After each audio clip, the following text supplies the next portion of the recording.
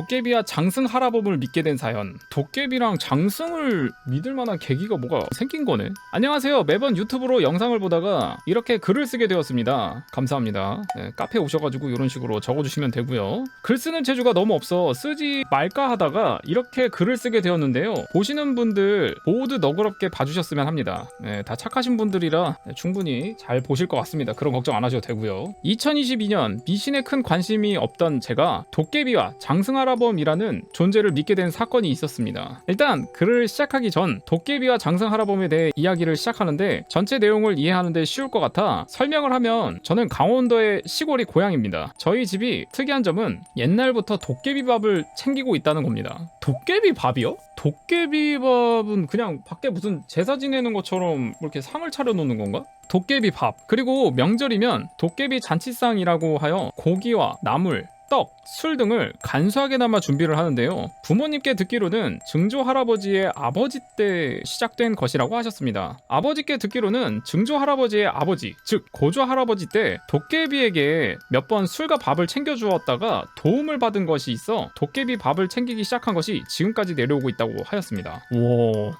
신기하다.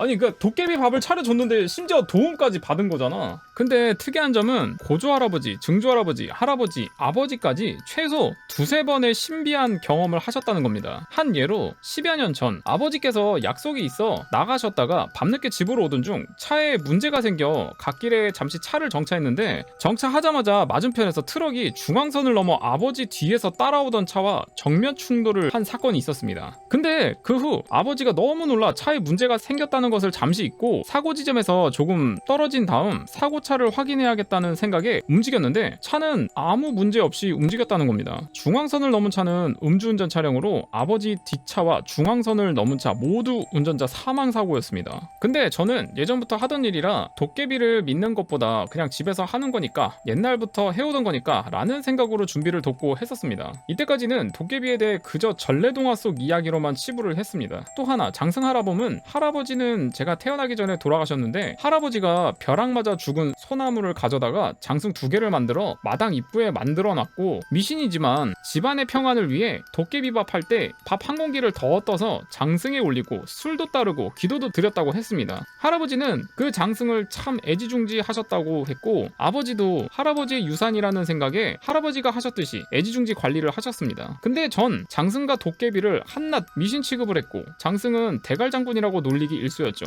실제 천하대장군의 머리가 큼, 보통 요즘에는 이제 미신이라고 생각할 법하죠. 되게 당연한 수순이죠. 본론으로 들어가서 제가 도깨비와 장승의 존재를 믿게 된 이유는 2022년 8월 저의 멘탈을 부숴놓은 사건 때문이었습니다. 2021년에 귀농을 하였습니다. 비슷한 시기에 고향 후배도 귀농을 했고, 저희는 마을에 몇 없는 청년이었죠. 저희 둘은 잘 어울렸고 낚시라는 취미도 같아 일이 끝나면 강으로 낚싯대를 들고 갔었습니다. 2022년 8월 그날도 여느 날과 별반 다른 것 없이 후배와 집 근처 강에서 밤낚시를 하게 되었습니다. 보름달이 떠 있어서 강 주변은 어느 정도 시야가 확보되는 밤이었습니다. 우리는 낚싯대를 들이우고 캔맥주를 마시며 수다를 떨며 하루의 스트레스를 풀고 있었습니다. 그날은 이상하게도 고기가 잘 잡혔습니다. 분위기는 평소와 다름없이 평화로웠습니다. 한참을 이야기하며 잡히는 고기들을 올리고 있었고, 낚싯바늘을 강에 던지고 강을 바라보았을 때 무언가 눈에 들어왔습니다. 강 한가운데 있는 바위 옆쪽으로 뭔가가 보였습니다. 처음에는 물고기나 물살인 줄 알았지만 조금 더 눈을 집중하자 온몸이 굳어버렸습니다. 그것은 사람이었습니다. 정확히 말하면 사람의 얼굴이었습니다. 물 위로 반쯤 올라온 얼굴이 저를 보고 있는 것 같았습니다. 오씨! 순간 온몸이 얼어붙고 아무 소리도 낼 수 없었습니다. 저는 그저 이라는 외마디 소리를 낼 뿐이었습니다. 물귀신인가? 그렇게 얼마나 있었을까? 후배가 저의 팔을 잡더니 작은 목소리로 "형, 하나 둘 셋 하면 뛰어요" 라고 말을 하는 겁니다. 저는 놀란 나머지 대답도 하지 못했습니다. 후배는 곧바로 하나 둘 셋을 외치고 제 팔을 잡아 끌며 뛰기 시작했습니다. 저는 정신을 차릴 겨를도 없이 그대로 끌려 뛰었습니다. 낚시 도구며 맥주며 모든 짐은 그대로 두고 주차해둔 트럭까지 전력으로 달렸습니다. 트럭에 올라타자마자 후배는 시동을 걸고 급히 출발했습니다. 저는 뒤를 돌아볼 용기도 없었습니다. 그것이 따라올 것만 같았습니다. 출발하고 얼마 뒤 후배는 짧게 말했습니다. "형, 뒤 보지 마요." 그 말 이후 우리는 아무 말도 하지 않고 저희 집으로 향했습니다. 숨소리와 엔진 소리만 차 안에 가득했습니다. 집에 도착하고 나서야 겨우 숨을 고를 수 있었습니다. 마당에 들어서는 순간 이상하게도 안도감이 밀려왔습니다. 근데 도저히 차에서 내릴 수가 없었습니다. 차 문을 열면 그것이 우리를 덮칠 것만 같았습니다. 차에 한참을 앉아있던 우리는 아무 말 없이 서로를 바라만 보았습니다. 후배의 얼굴은 창백해 있었습니다. 얼마 뒤 후배가 입을 열더군요. 형, 아까 집 올 때 밖에 보셨어요? 아니? 왜? 그게 아까 운전하면서 사이드미러로 봤었는데 그게 엄청 빨리 기어서 저희 쫓아오고 있었어요. 저는 심장이 멎는 듯 했고 온몸에 소름이 돋았습니다. 그리고 지금 상황을 어떻게 해야 할지 몰랐습니다. 얼마 뒤 아버지가 마당으로 나와 저희에게 왜 안 들어오냐며 물으셨고 저는 아버지를 보자 이유 모를 안도감이 들었습니다. 그리고 후배와 저는 너나 할 거 없이 집으로 뛰어들어갔습니다. 그날 후배는 저희 집에서 자고 갔습니다. 필력이 없는 저희 글을 읽어주셔서 감사합니다. 나머지는 내일 써도 될까요? 오늘 감자를 수확했더니 피곤하네요. 내일 마저 작성하도록 하겠습니다. 글재주 없는 저희 글을 읽어주셔서 감사합니다. 아직 그러니까 이제 도깨비를 믿을 만한 그게 아직 나오지 않았는데 끝나가지고 이게 끝이야 하려고 했는데 나머지는 다음에 쓰신다고. 아니 이제 시작인데 이거 인트로만 보여주고 그냥 끝나버렸네. 글 쓰는 재주가 없어서 크게 읽는 분이 계실까 했는데 다음 화를 기다리는 댓글까지 달리고 감사합니다. 일단 바로 시작을 하겠습니다. 그 사건이 있은 후 처음 2, 3일은 별일이 없었습니다. 다만 그것을 목격한 것에 대한 놀란 가슴이 진정이 안 된다는 것뿐? 그런데 진짜 일은 2, 3일이 지난 후 시작되었습니다. 글재주가 없어 그때 겪었던 일들을 정리를 하면 다음과 같습니다. 1. 잔상? 처음 며칠은 순간적이었지만 무언가가 보이더라고요. 근데 이게 환장하는 것이 그 보이는 것이 대낮에도 보이는 것은 물론이고 표정 하나까지 확실하게 보인다는 것이었습니다. 처음은 1, 2초였지만 그 순간 보이는 것은 큰 키에 긴 머리, 검은색 원피스에 온몸이 젖어 있었고 팔과 다리가 섬뜩하게 길다는 것, 그리고 입에서 계속해서 물이 흘러나오고 있다는 것이었습니다. 가만히 서 있는가 하면 어디론가 뛰어가는 모습, 나무, 하우스 등에 몸을 숨기고 고개만 내밀어 저를 쳐다보고 있는 자세 등 순간이었지만 저는 그것을 볼 때마다 멈칫멈칫하고 온몸이 굳어버리고는 했습니다. 하지만 시간이 지날수록 보이는 시간대가 길어졌고 나중에는 5에서 10초 이상까지 보였다 사라지더라고요. 무표정에서 입이 찢어질 정도로 웃고 그 입에서 물이 흘러나오는 이 환청? 처음으로 소리를 들은 것은 자려고 누웠을 때입니다. 요즘 날이 뜨거워 방충망만 치고 잠자리에 드는데 밖에서 사람들이 이야기하는 소리가 들리더라고요. 처음에는 마을 분들이 밤 산책을 하나라고 생각을 했지만 그 생각이 사라진 것은 사람들 소리가 나다가 갑자기 창문 바로 앞에서 작은 여자 목소리로 너 나 본 거 알아. 재밌다. 잠은 싹 사라지고 온몸에서 식은땀이 흐르기 시작했습니다. 그 후 알 수 없는 속삭임? 소리가 들리는가 하면 저녁에 농산물 출하 작업을 하고 있으면 어디선가 빨리 집에 가자. 라는 소리가 들려오곤 했습니다. 3. 자국? 밖에서 소리가 들려오기 시작하여 창문이란 창문은 전부 닫았고 자기 시작했습니다. 그런데 가끔 소름 돋는 소리가 들렸는데 그것은 무언가 창문을 만지는 소리였습니다. 물 묻은 손으로 창문을 만지면 나는 그 뽀드득 소리? 그것이 며칠에 한 번씩 들리더라고요. 그럴 때면 그날 잠은 다 잔 거나 마찬가지였습니다. 근데 아침에 보면 창문에 손자국이 아이씨 수영장 다니는 스토커 있는 거 아니야? 그런데 이상한 것은 며칠이 지나니 마당에서 창문 밖에서 들리던 소리가 멀리서 들려오는 듯하게 들리더라고요. 마치 마당과 창문 앞이 아닌 멀리서 소리를 내는 듯한, 마당에 어떤 이유에 의해 들어오지 못하는 듯한, 이것들은 겁 많은 저에게는 미칠 노릇들이었습니다. 이것들이 한 달 동안 지속되면서 저는 점점 정신적으로 피폐해졌고 한 달이 지났을 무렵에는 15kg에서 20kg 정도 빠져버렸습니다. 무속인을 찾아갈까라는 생각을 했었지만 제가 워낙 겁이 많아 고민만 하고 있었고 한 달 동안 지속되니 안 가면 지금 당장 죽을 수도 있겠다는 생각이 들었습니다. 무속인 잘못 만나면 뭔가 매달려서 쫓아온다는 이야기를 들은 적이 있어서. 하지만 그런 거는 다음에 생각할 일이었습니다. 지금 당장 내가 죽게 생겼는데. 다음날 저는 바로 나섰습니다. 그것이 보이기 시작하며 혹시나 하는 마음에 무속인을 찾아갈까 하는 생각에 수소문을 했고 바로 그것을 향했습니다. 차로 1시간 반 정도 달려 도착을 했고 고민할 거 없이 바로 들어섰습니다. 그런데 제가 생각했던 것이랑 달랐습니다. 들어가면 향냄새랑 불상? 한복 입은 무속인 유튜브 등에서 봤던 모습을 상상했는데 완전 다르더라고요.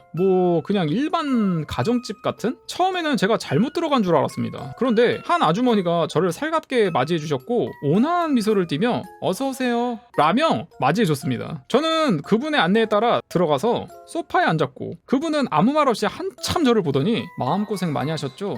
근데 이제 걱정할 거 없어요. 네? 집안 어르신들이 공덕을 쌓은 게 있어서 그게 총각분 도울 거예요. 앞으로 길어야 3, 4일이면 거짓말처럼 끝날 거니까 걱정하지 마요. 그게 무슨... 집에서 도깨비밥 차려드리고 가끔 도깨비 잔치상도 차리죠. 장승 할아버님한테도 지극 정성이고, 도깨비밥을 100년 동안 드렸으니 총각네 집에 자리 잡은 도깨비가 무슨 수를 써서라도 총각 지켜줄 거예요. 안 그래도 지금 그 도깨비랑 장승 할아버님이 그걸... 이런 표현을 쓰는 게 맞을진 모르겠지만 지금 독이 바짝 오른 상태예요. 도깨비랑 장승 할아버님이 잡것이 자신을 지키는 집에 들어와서 설치고 있다고. 다만 지금까지 오게 된 것은 그것이 하도 가만히 있지를 않아서. 아무튼 도깨비는 100년 동안 쌓은 공덕으로 힘이 커져 있는 상태예요. 그러니 그분들을 믿고 기다리세요. 아, 제가 뭐 따로 해야 할 거는... 며칠 뒤에 마당이 많이 소란스러울 거예요. 그때 절대 나가지 말아요. 절대로. 혹시 모르니 제가 부적 하나 만들어 줄 테니까. 난 무속인분의 말이 도통 이해가 가지를 않았습니다. 하지만 뭐 일단 기다리라고 했으니, 무속인분은 복채는 안 받아도 되니 들어가라는 말과 함께 저를 배웅해 주셨습니다. 뭔가 싱숭생숭했지만 일단 돌아가서 제 일들을 하기 시작했습니다. 그런데 무속인분을 만나고 2일 뒤 새벽 1시가 조금 넘었을까? 여느 때와 달리 정말 가까이에서 한 달 동안 저를 괴롭혀온 여자 목소리가 들리는 겁니다. 들어갈까? 들어가면 재밌겠지?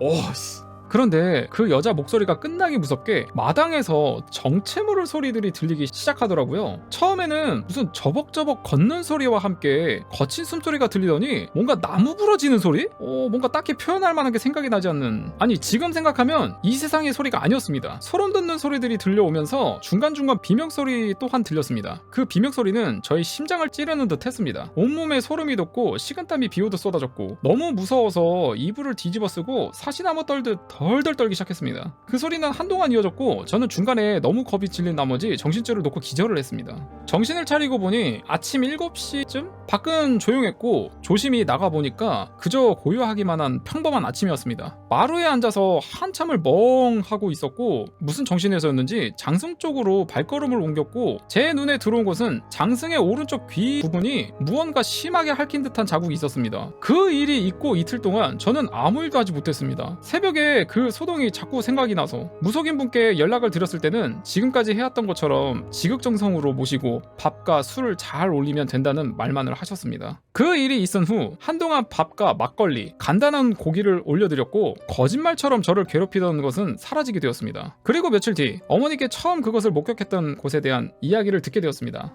예전 어머니가 17살에서 18살 무렵 그곳이 마을 젊은 여자분이 빠져 익사를 했던 자리라고. 원래 몸이 안 좋았는데 물놀이를 하겠다고 강 중간에 있는 돌 위에 올라가서 발 담그고 있다가 간질 발작으로 강에 빠져 그대로 사망하게 되었다는 겁니다. 바로 그 바위가 처음 제가 그곳을 보았던 돌이었고요. 아, 후배도 새벽에 그 난리가 있은 후에 감쪽같이 사라졌다고 하더라고요. 나중에 후배에게 들은 이야기는 처음 그것을 목격한 날 그 존재가 후배를 보며 기괴하게 웃기 시작했고, 당장 도망가지 않으면 여기서 죽겠다라는 생각이 강하게 들어서 저를 끌고 도망을 갔다는 것이었습니다. 그날 이후 후배와 저는 낚시 장비를 모두 처분을 하고 아직까지 새로운 취미를 찾고 있습니다. 그리고 저희는 그것 근처는 쳐다도 안 보고 있다는 것입니다. 글이 앞뒤가 안 맞을 수도 있겠지만 감자 수학의 휴유증과 피곤으로 이렇게 글재주가 없는 걸 읽어주셔서 감사합니다. 비난과 질책은 삼가해주시고, 만약 이 글이 유튜브에 오르게 되면 저희 마을에 있는 창기묘를 소개할까 합니다. 감사합니다. 라고 해서 이제 도토리님께서 본인이 겪으신 이야기를 올려주셨습니다. 감사합니다. 어우, 너무 무섭다. 물귀신. 귀신들은 하여튼 그 뭔가 좀 생김새가 비슷한 것 같아. 막 팔 막 쭉쭉 길고, 머리는 산발에다가 뭐 물을 질질 흘리고 있든 피를 질질 흘리고 있든 하여튼 뭐 안 좋아 몸이. 정상적인 애들이 없어. 다들 무슨 생전에 무슨 일이 있었길래 다들 왜 그런가. 다 팔척 귀신 같은 느낌이야 다들. 필력이 없다고 하셨는데 너무 무섭게 봤는데. 저런 거 겪고 싶진 않다 진짜. 너무 싫어.